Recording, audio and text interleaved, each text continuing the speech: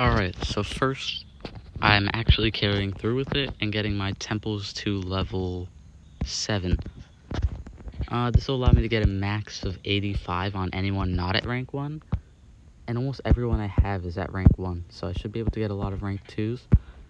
Something else I realized is that Camellia will be my 3rd corrupted mythic, meaning I can get these 2 ranked up. That in itself is pretty good news. I mean, a ranked up Pangoliath, because I already have him at rank 1 anyways. A higher ranked Pangoliath is always a great thing, just because permanent Megaton is always going to be high value. And even if he's not still that great, at my level it's still decent. What talent do you have? Oh, growing flesh. Okay. So there's that. There's the fact that I am going to get today the one, I don't even know, I doubt he's still number 1 mythic used in the meta, but for a while, even in the Blossom era and when Serpentex was released, Cherub Cupid was the number 1 most used mythic. So that's easy to say he's going to be super good. And something I realized midway through was that I didn't have powerful enough runes for him. So I'm crafting a level 5 strength rune right now. Then I'm going to craft another level 5 and then craft a level 4. And even though that's not that great, it's the best I can give him. I know she has a level 6, but I don't feel like taking hers off. There actually has been a team war here, but just like the gem dungeon, very annoyingly, I can't really do anything because I don't have any good light monsters, and I don't have any good metal monsters. Which, can someone tell me why the easy gem dungeon keeps needing me to use epic, metal, and light, the only elements where I don't have good mythics? So also that does remind me, I'm gonna have to upgrade the light temple next, because usually I save light and metal for last because I don't have any mythics in those areas. But I'm about to have Cherub Cupid, and if I save enough gems or anything, I could just get Uriel the Divine. So I gotta start prioritizing light element as it's pretty meta. But for now, for today, at least before he arrives, I'm not gonna do the Doomsday rank up survival dungeon because I want to do it with him, obviously. I want his cells. And I'm just doing this rune dungeon. I only ever do this rune dungeon when I know I'm gonna have a good monster and I want better runes for it. So, hopefully I get a level 7 strength rune. That does feel like asking a lot. But Cherub was super important even in my last account. He was one of the only monsters that out of the gate I gave him all level 10 runes.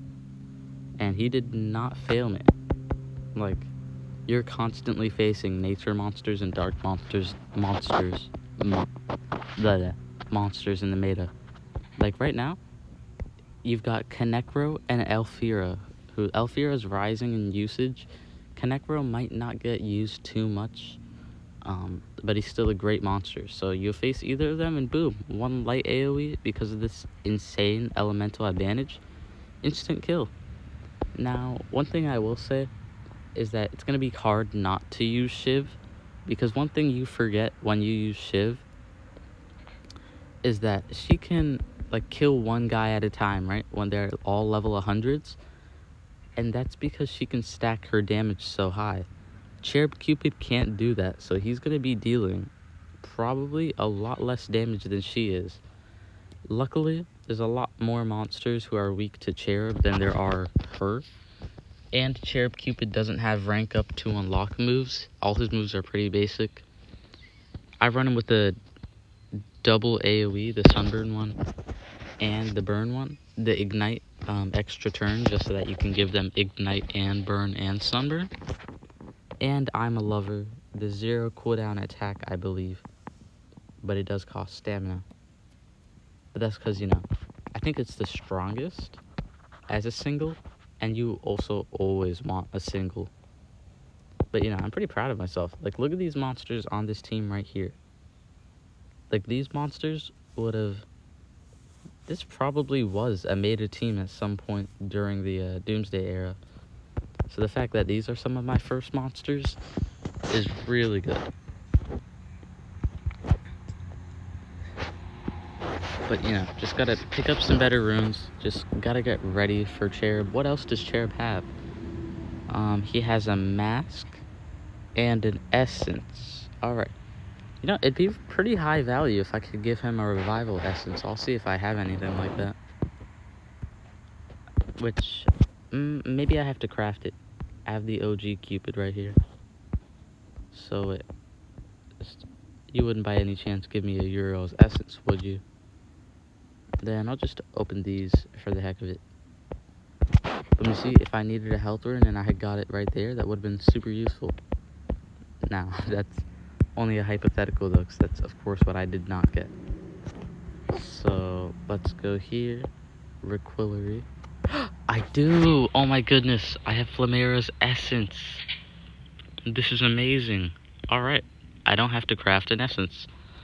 Now let's see about mask.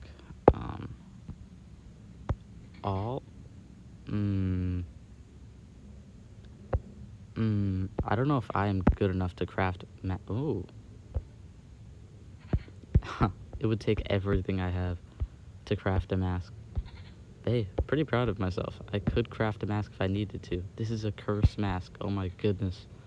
The fact that I can have that is insane. I think I really, really want to get it.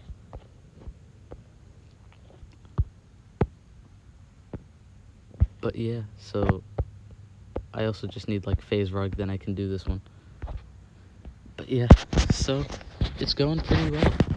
And I love that now I don't have to use Master Trash or Nyla the Irrelevant, because I have two other monsters. Although I will say, I do have an awful lot of F tier monsters from the Doomsday era. I mean, Torvax is, he's one of the more, you can handle Torvax, you know? His animation is pretty nice. I really like his design. Like, just looking at it, and the way he, like, seamlessly floats, and then in slow motion, if you watch his attack, thunder flows through his, like, staff, then he points it at the ground, and then there's an explosion. So, you know, Torvax is kind of a total package. He's immune to torture, which doesn't really matter much on this team, just because Mother Talica always goes first and gives you immune to torture and stamina regen. So he doesn't need that trait, and he doesn't need to give his team regen. But, you know, you never know. Because sometimes I just use her and then give her allies double damage. He comes in, give us some stamina, instant kill, and boom, next round we already got stamina regen. And then, I believe I don't even have to do anything here. He's just gonna kill them again. And then, boom, lava wave. So yeah, pretty good. I honestly, like, if you ask why I'm so happy with Torvax, it's probably just because he's so much better than Master Rat. Like, before, I was dealing with Master Rat, who is, besides Nyla the Revenant, and no wonder they were created from the same thing, both the two definite worst monsters of the last era. Like, even Beatbox Race guy, who's really bad, I think he's just slightly better than Master Rat, and that tells you a lot. And Nyla, I mean, I don't know, on my main account, I was really gonna give her, extra turns a chance, you know, see if it worked out. But, like, I don't know, she just removes so much of her health just to do a little bit of damage. Like, if it was, like, removes health, then gives double damage and stuff like that, yeah, I'm all for it. But a low ET that removes 5% of your health and you can't even infinitely cycle, yeah, no, I don't think so. And then I gave Mother Talica a level 4 rune instead of the level 3, which if you ever see me give someone a level 3 rune, it's just as a placeholder, just so that they have that slight increase, but I can remove a level 3 rune with coins instead of gems. Is it coins? No, they say gold in this game, right? Gold, yeah. But I think I'm gonna have to replace Shiv in the Doomsday dungeon, but I think she's about to be at rank 2 anyways. And you need to get a rank. You need to get. Oh, look at that! I was even able to deny an artifact, which if I relied on stun, wouldn't have been able to do. Which is why I love the fact that you can't really protect yourself from stamina drain unless you have relics. But for the most part, when I talk about things in the sense of this account, I'm referring to beginner style playing the game, So Curse, he does that, and then Corrupted Energy, which removes 50% of his health, but he didn't even live long enough for it. So Pacifism, Order, Buried in Ashes, Nectar of Wisdom. Do this, Reflect. Okay, you decided not to attack me. Pacifism, Order, and Buried in Ashes. Alright. Go Nectar. Not sure if I can pull this one off.